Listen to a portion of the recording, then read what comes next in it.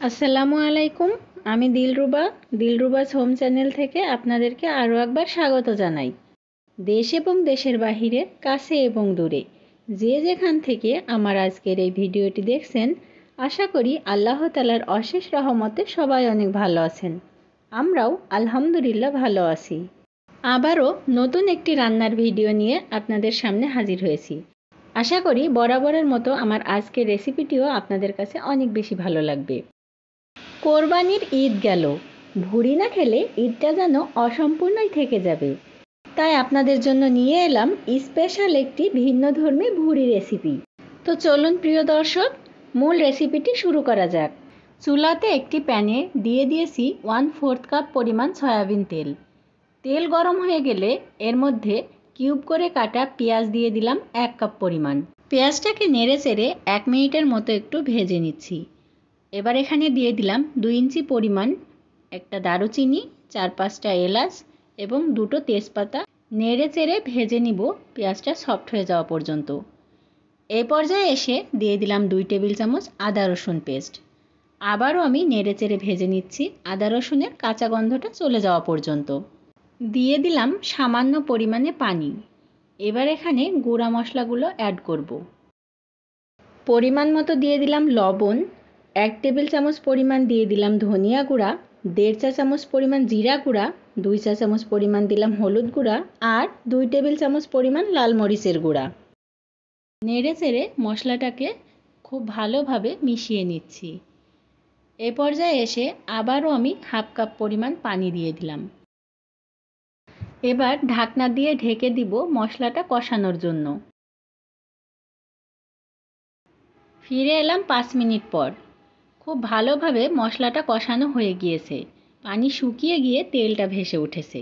এই পর্যায়ে এর মধ্যে দিয়ে দিচ্ছি আগে থেকে কেটে ধুয়ে পরিষ্কার করে রাখা ভুড়ি বা বট, যে নামে চিনে থাকেন।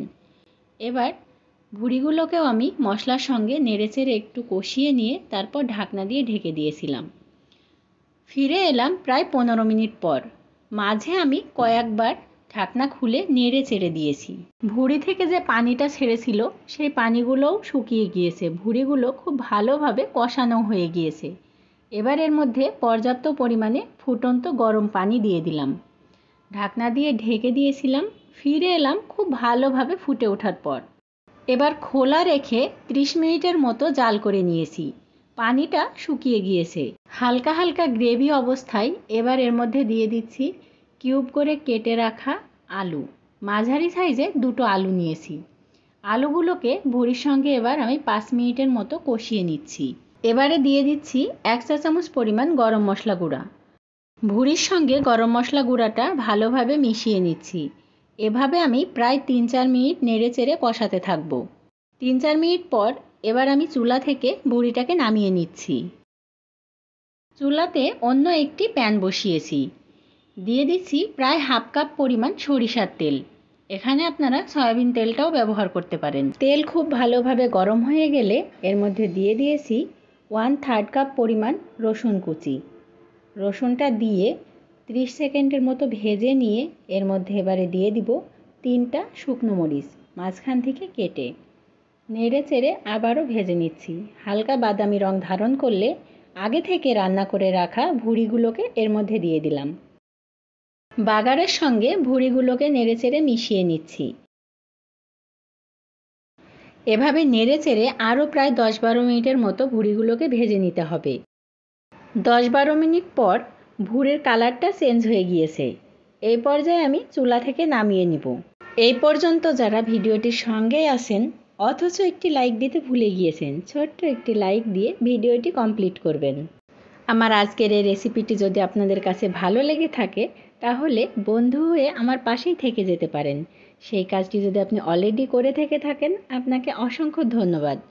এইভাবে ভুড়ি ভুনা করলে ভাত, পরোটা বা রুটি সব কিছুর সঙ্গেই খেতে অসম্ভব মজার লাগে। সবার সুস্বাস্থ্য ও দীর্ঘায়ু কামনা করে আজকের মতো ভিডিওটি এখানেই শেষ করছি। আসসালামু আলাইকুম। আল্লাহ হাফেজ।